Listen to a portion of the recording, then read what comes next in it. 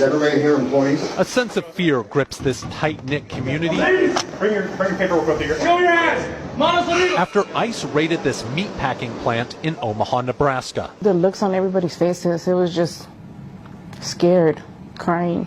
Supervisor Stephanie Favila was in the morning meeting when agents entered Glen Valley Foods, arresting more than 70 migrants, including 3 of her family members. How is this for you? It's hard because they just call me asking info about my cousins, and I don't know anything. I don't know if they're going to get deported. I don't know if they're good. I just don't know anything. The men and women detained are suspected of being in the U.S. illegally. ICE says it's Nebraska's largest worksite immigration roundup in President Trump's second term. This does impact our community, and it does create fear. John Ewing Jr. has been the mayor of Omaha since Monday.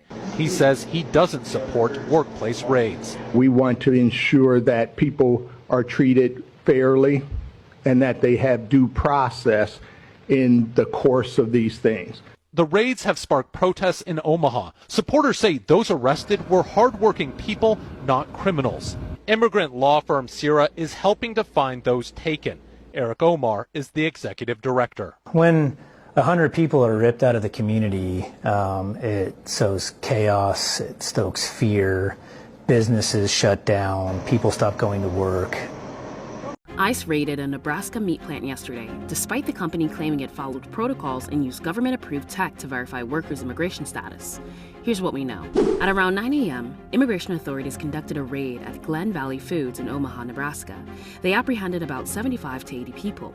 According to the Associated Press, the president of the food packaging company, Chad Hartman, said the company's front office was shocked by the aggressiveness of the ICE officers. The plant uses E-Verify, a federal database designed to check and confirm the immigration status of employees. Hartman expressed confusion about the raid, saying the company relies on the government-mandated system to ensure compliance.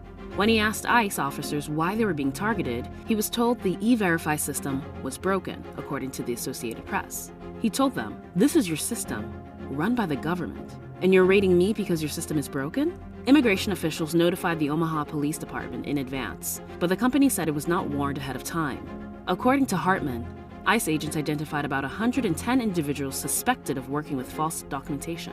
A small group of protesters gathered to oppose the raid. For context, the Center of Economic and Policy Research, a think tank, has concluded that more than half of all meatpacking plant workers are immigrants. Hey, who's the scissor lift operator? Yes.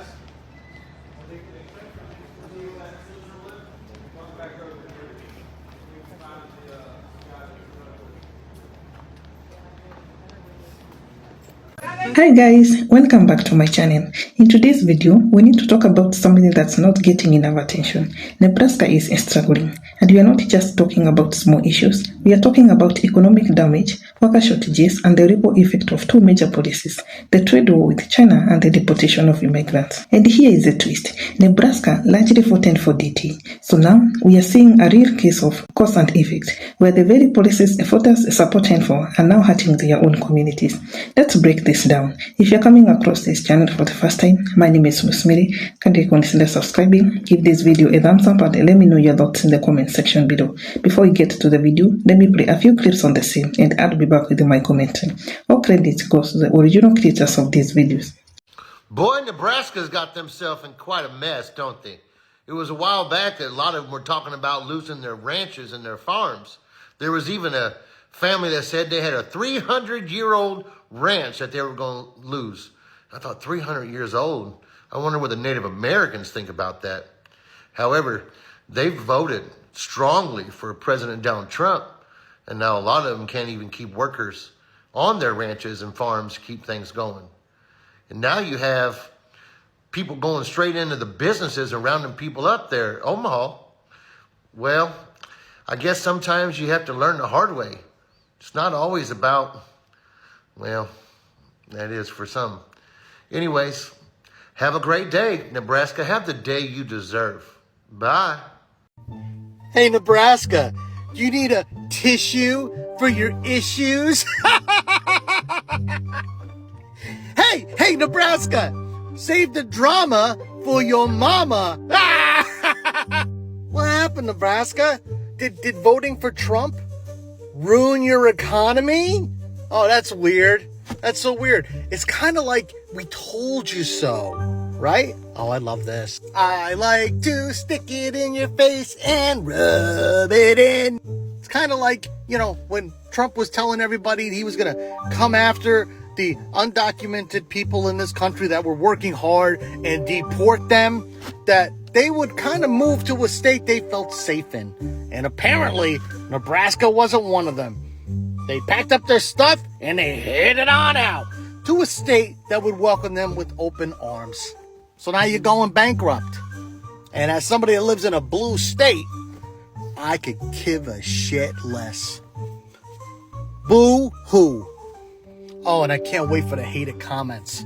I can't wait for it. You voted for this! You voted for this! And now you're getting it. So why are you mad at us? We didn't vote for this. Nope. We voted completely against this. You voted for this. I better not get one BS comment. Not one. Not one. Oh, how mean you are. The stink. You're so mean. Shut up. Shut up. I'm not mean. I'm just giving you what you wanted. You wanted this. You voted for it. You made your bed. Now lay in it. Have a day. Nebraska is a state that runs on agriculture. It's one of the biggest producers of soybeans, corn, beef, pork, and ethanol in the United States. And for years, one of their largest customers has been China.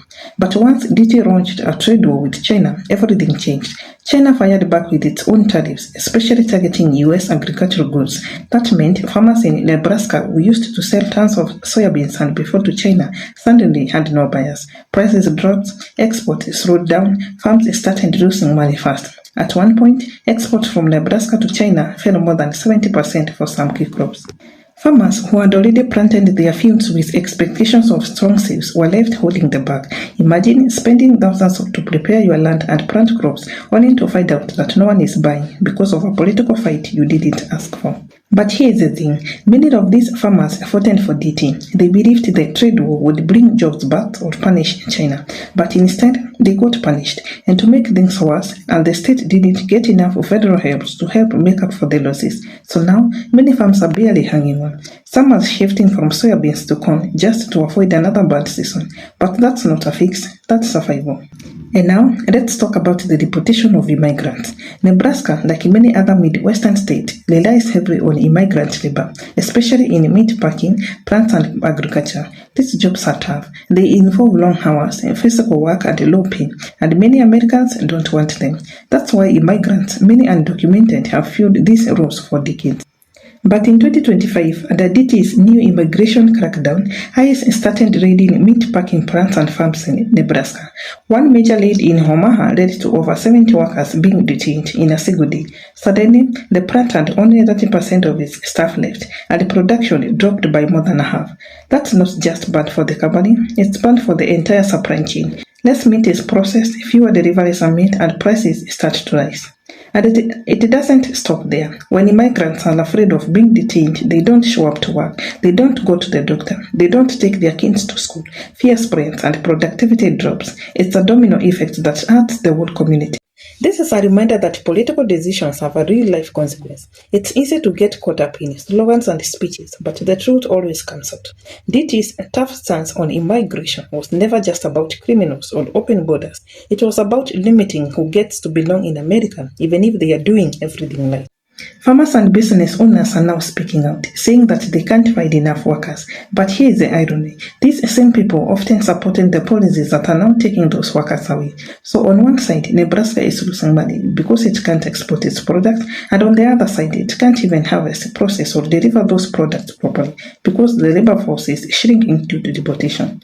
Nebraska's total agricultural exports were valued at over $10 billion, with China as a top buyer. But the trade war knocked out a major chunk of that income, and the cost of doing business, fuel, fertilizers, equipment has gone up too, thanks to tariffs on imported materials. Now add in the cost of losing workers. Farms and factories are having to pay more just to keep people working while dealing with delays and low production. It's a lesson in consequences. You can't vote for tariffs, deportation, and then act surprised when your own community suffers. Nebraska didn't just get caught up in the crossfire. It was on the frontliners. The saddest part of it, there were warnings. Experts, activists, and even some farmers said years ago that this would happen, but people didn't want to hear it. Now, the same communities that cheered for DTs are begging for relief, trying to fix the damage. And let's be clear, this is not just a Nebraska problem, it's a national issue. What is happening in Nebraska is a clear example of you reap what you sow. Voters supported a president who promised bold changes, but now that those changes are hurting them, there is a regret, confusion, and desperation. We are not here to say, I told you so. We are here to say it's time to wake up. Policies have consequences, elections have consequences, and when you vote against your own interest, whether out of fear, misinformation, or loyalty, you may find yourself paying the price later. Let Nebraska be a lesson, a warning, and a hope-free turning point. Let me know your thoughts in the comment section below. Thanks for watching. I'll see you in the next one.